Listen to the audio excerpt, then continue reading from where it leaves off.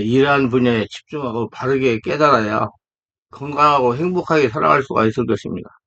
상처받은 마음, 좀 놀란 마음, 즉 내면 세계를 정비하고 정화해야 건강하고 행복하게 새해를 지낼 수가 있습니다. 그렇게 하려면 자신의 마음속을 정확하게 성령으로 감찰하고 취시하는 능력이 있어야 됩니다. 하나님은 로마서 12장 2절에서 너희는 이 세대를 본받지 말고 오직 마음을 새롭게 함으로 변화를 받아 하나님의 선하시고 기뻐하시고 온전하신 뜻이 무엇인지 분별하고 하라 말씀하십니다. 자신의 마음을 정확하게 볼 줄 알아야 하지만 중요한 것은 자신의 마음에도 상처와 영적인 문제가 쌓일 수 있다는 것을 인정하는 것이 더 중요합니다. 인정했으면 마음을 열고 정비하고 정화하려는 노력이 중요합니다. 많은 분들이 자신은 아무 문제가 없는 줄로 알고 살아갑니다. 그러다가 영혼 육체에 문제가 발생하고 하는 일이 잘 되지 않고 정신적인 문제가 발생하고 환경의 문제가 하나씩 하나씩 발생하게 되면 그때서야 자신의 마음에 관심을 갖는 것이 보통입니다. 평소에 자신의 마음을 투시하는 노력이 있어야 인생을 행복하게 평안하게 살아갈 수가 있습니다. 내면 세계 마음이 정비되어야 하나님과 관계가 열려서 진리의 말씀과 성령으로 서로 지배와 장악이 되어 성령의 인도를 받을 수가 있기 때문입니다. 복음은 내면의 복음입니다. 하나님은 내 안으로 오셨습니다. 그래서 아니 하늘나라가 되어야 된다 이 말입니다. 그래야 박도 하늘나라가 된다 이 말이에요.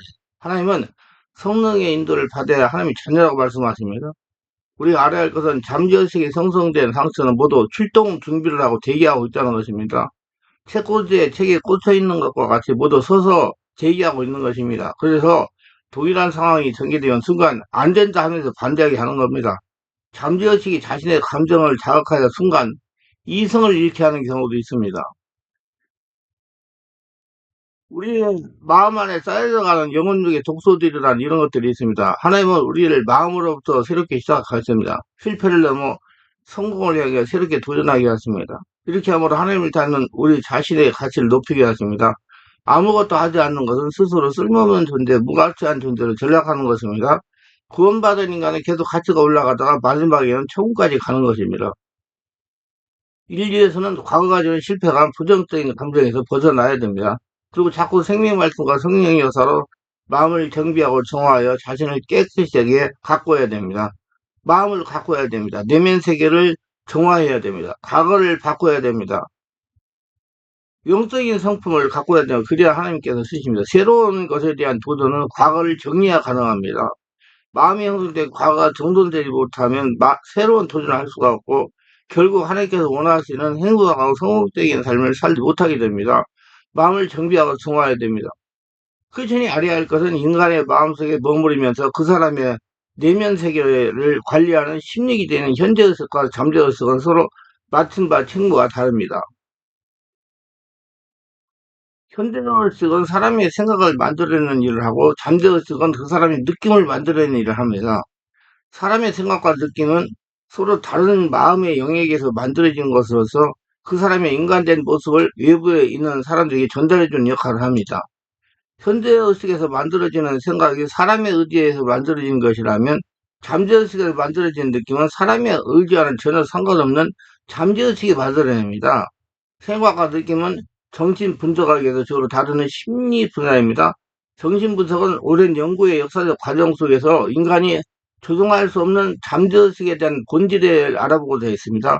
잠재의식의 본질을 한마디로 줄여서 말한다면 인간이 인지하고 이해하고 종용할 수 없는 의식이 알지 못하는 심리 영역입니다. 보이지 않는 내면 세계의 영혼적 몸의 상태로 사람의 현재와 미래의 생사화복을 결정하는 것입니다. 그렇기 때문에 여러분 잠재의식이 여러분의 인생을 결정짓기 때문에 말씀과 성령으로 내면 세계를 정리하라고 말씀을 드리는 거예요. 새해 내면 세계를 정리하면 인간이 인생을 성공적으로 살 수가 있습니다. 세상이 얼마나 복잡하니까 얼마나 놀랬습니까? 그게 다 우리 무의식 잠재의식에 쌓여 있습니다. 그걸 빨리 정리해야 앞으로 전진하고 앞으로 인생을 살아가지고 성공할 수가 있습니다. 그래서 올해 새해에 들어서 내면 세계 마음을 정리 정돈하고 하늘나라로 채워가지고 새로 새 출발하는 복된 자들이 다 되시기 바랍니다.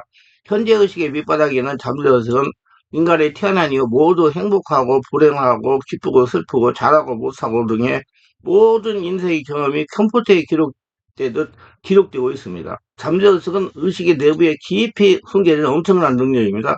어린아이가 태어나면 무엇이 선하고 악한지를 옳고 틀린지를 모릅니다. 그에 가장 가까이에서 말하고 행동하는 사람이 누구냐에 따라서 그 아이의 잠재의식이 형성이 됩니다. 잠재의식은 세 가지 형태로 자신이 영향을 미치게 됩니다. 첫째로 태아기와 유아기에는 일어나는 현상으로 무조건 잠재의식이 현재의식을 받아들이는 겁니다. 현재의식에서 안 되는 방향으로 생각하고 못하는 방향으로 느끼고 말해도 잠재의식은 현재의식 명령을 받고 그대로 받아들입니다. 그래서 잠재의식이 쌓입니다.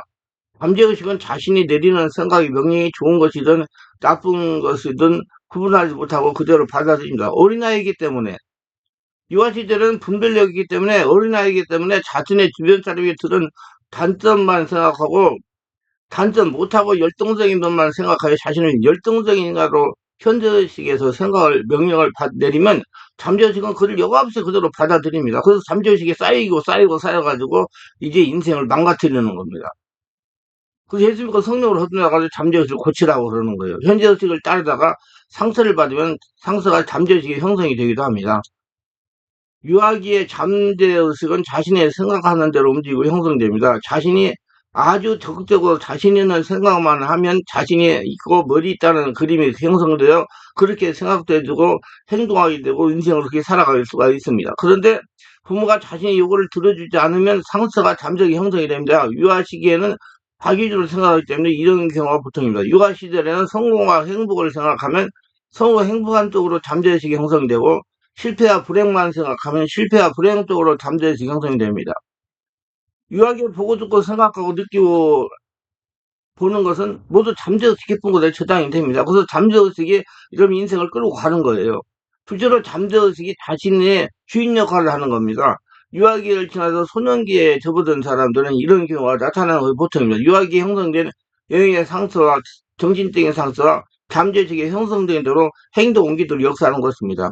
잠재의식이 감정을 건드려 순간 판단을 잘못하도록 역사하는 것입니다. 예를 든다면 우울증, 조울증, 공황장애, 조현병, 정신분열증이 여기에 해당이 됩니다. 혈기가 심한 사람도 여기에 해당이 됩니다.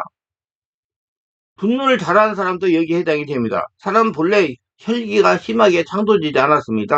현재의식은 잠재의식에 눌려서 제대로 발휘하지 못합니다. 그래서 정상적인 사람들이 이해하지 못하는 살인사건도 순간에 분노로 인해 저지르는 겁니다. 얼마 전에 강남역에서 일어난 여성 살인사건은 여기에 해당이 되는 것입니다. 잠재의식이 독소덩어리가 정화하지 않으면 인생을 성공할 수가 없는 겁니다. 그 잠재의식을 올해 다 고치시기 바랍니다. 기존 저장된 잠재의식이 마음의 능력을 이끌어내는 데 방해요소로 작용합니다. 잘못된 형성된 잠재의식은 현재의식에서 어떤 일을 시도하려고 하면 과거가 실패나 상처가 생각이 나도록 합니다. 그걸 안 된다고 생각하게 하여 새로운 일을 추진을 못하도록 합니다. 잘못 형성된 잠재의식은 능력을 이끌어내는데 창조적인 생각을 이끌어내 결정적인 악영향을 미치는 것입니다. 예를 들어 설명한다면 어렸을 때 아버지나 오빠들이 실패를 계속 거듭하는 것을 보고 자라는 자매가 나중에 결혼하게 되면 남편도 똑같이 잘못하고 실패하는 남편으로 생각이 나요. 남편이 새로운 일을 시도하려고 그러면 계속 그 잠재의식에 있는 실패에 대한 감정이 그 일을 못하도록 방해한다는 얘기입니다. 그래서 잠재의식이 그게 굉장한 창조적인 생활을 하는데 방해가 됩니다. 그래서 하나님은 성령으로 내 안에 오셔가지고 잠재의식을 고치십니다. 그래서 예수를 믿고 예수 인생을 살아야 되는 겁니다. 그래서 잠재의식을 한 사람으로 적을 때 생명에서 성령으로 정화시켜야 한다는 것입니다. 인간의 기교로는 절대로 잠재의식을 정리할 수가 없습니다. 당신의 생사복을 주장하시는 5차원의 성령 하나님만이 잠재의식을 정화하실 수가 있습니다. 왜? 깊은 내면의 무의식에 다 형성되어 있기 때문에 반드시 성령이 다 일어나야 잠재의 형성된 상처가 해결이 되는 것입니다. 잠재의식을 정리하면 인생을 성공할 수가 있고 정리하지 못하면 인생이 꼬이고 불행한 인생을 살 수도 있는 것입니다. 이렇게 잠재의식은 자신의 인생에 중차대한 영향을 끼치는 것입니다. 마음에 쌓인 상처가 정체를 드러나는 시기입니다. 자신의 마음에 잠재있던 요소들이 추악한 상처가 되면 드러내는 것입니다. 그리고 어떤 상태에서 드러났냐 이겁니다. 영혼 육체의 상황이 안 좋을 때 드러납니다. 마음에 숨어 있던 좋지 못한 것들이 드러나는 것입니다. 마음의 상처로 불면증이나 조울증이나 조울병이나 공황장애나 조현병 등으로 고생하는 유형의 사람들의 가계를 조사해보면 조상 중에 무당이 있었다든지 남미 호랑이를 믿었다든지 절에 스님이 있었다든지 천리교를 믿었다든지 우상을 지독하게 섬겼다든지 사찰에 재물을 많이 시주했다든지 영적 정신적인 질병으로 고생하다가 돌아간 사람이 있다든지 등등 원인이 반드시 있었습니다. 이런 사람들은 태아시대에 귀신이 침입을 하기도 합니다. 유아세계에 침입을 하기도 합니다. 그러니까 영적 정신적 문제 불균자들입니다. 사전에 자신의 마음 상태를 바르게 예방할 철저하게 해야 됩니다. 그래서 제가 예방신앙, 영적 검진을 잘해라, 자주 해라, 자주 해라, 그렇게 말씀을 드리는 겁니다. 나라에서 육체적인 검진은 2년에 한 번씩 하잖아요. 건강검진. 그와 똑같이 영적 검진도 관심을 가지고 해야 됩니다. 예수님 믿으면 다 틀린 게 아니에요. 성령을 세례받고 충만받아서 자신 안에 이런 요소들이 숨어있는 걸 드러내가지고 내버려야 끝나는 것이죠. 이렇게 잠재있던 영적 정신적이고 상처와 스스로 형성된 문제들이 사업 파산, 결혼 실패, 직장 해고, 학교 공부 스트레스, 충격적인 상처, 놀람 등의 자신이 감당할 수 없는 충격을 받거나 장기간 스트레스 받아 체력이 급속하게 저하될 때 밖으로 툭 나타납니다. 그리고 잠재의식의 상수와 스트레스가 쌓이면 체력 소모가 배가해가지고 더 스트레스를 받아 체력이 급속도로 약해지는 겁니다. 그래서 저는 영혼육에 균형 잡힌 영성이 돼야 한다는 말 많이 합니다. 자꾸 바꾸지 마세요, 여러분들. 60세 넘은 분 바꾸면 여러분 체력이 떨어지면 영역도 안 나가고 당신적인 문제도 더 많이 발생합니다. 귀신도 더 잘 보이고요. 영혼력의 균형이 잡혀야 정상적인 생활을 할 수가 있다는 말입니다. 어느 한쪽이 약해지면 문제가 발생하기 때문입니다. 우리가 스트레스를 받으면 체력의 소모가 많이 됩니다. 체력이 떨어지니 자신 속에 잠재있던 영역의 문제가 드러나는 것입니다. 정상적으로 지내는 사람이 갑자기 불안하고 초조하고 두려워서 잠을 자지 못하고 가인을림을 당하고 헛것이 보이기도 하고 간질을 하고 발작을 하면서 괴성을 지릅니다. 머리가 깨질 것 같이 아프기도 하고 예, 두렵기도 하고 불안하기도 합니다. 어지럽기도 합니다. 귀신이 눈에 보인다고 공포에 사로잡혀 지냅니다. 모두가 다 자신의 육적, 정신적인 기능이 저하돼가지고 그 악한 세력이 지금 자신을 지배했기 때문에 이런 일이 일어나는 겁니다. 그럼 여러분 답이 나왔잖아요. 그럼 그러면 어떻게 돼요? 보강해야 돼, 보강. 그걸 보충해야 된다. 육을 보충하고 정신적인 문제를 보충하고 안정을 취하게 해야 된다. 이 말이에요. 예. 정상적인 생활을 할 수 없는 지경에 이르게 된다. 이게 놔두면. 그래서 영적인 문제라고 단정하고 축산화부들로 합니다. 무식해가지고. 유능하다는 목사를 찾아가 안수를 받습니다. 한번 쉽게 해결을 받게 이리저리 돌아다닙니다. 그렇게 이리저리 돌아다니다가 치유식을 놓치는 경우가 허다합니다. 그러다가 영적인 분야를 잘 알지 못하는 사역자들만 금식도 합니다. 금식은 금물입니다. 열왕상 19장에 우울증에 빠져서 논노 아래서 누워있던 엘리야와 같이 먹고 마시고 얼음 안 주고 하여 기력을 회복해야 됩니다. 우리 엘리야가 우울증에 빠져서 회복한 그 내용을 잘 아셔야 돼요. 앞으로도 계속 제가 설명해서 올리겠습니다. 자, 그 노된 나라 누워있던 엘리야를 하나님이 어떻게 하세요? 먹고 마시고 안수하고 얼음 안 주고 기력을 회복해가지고 회복시켰단 말입니다. 체력에 소진돼 문제가 발생하는데 금식을 하면 기름 탱크에 불을 붙이는 것과 마찬가지입니다. 더 악화된다는 것은 이때는 당황하지 말고 환자를 안정을 시키고 우선 체력을 보강해야 됩니다.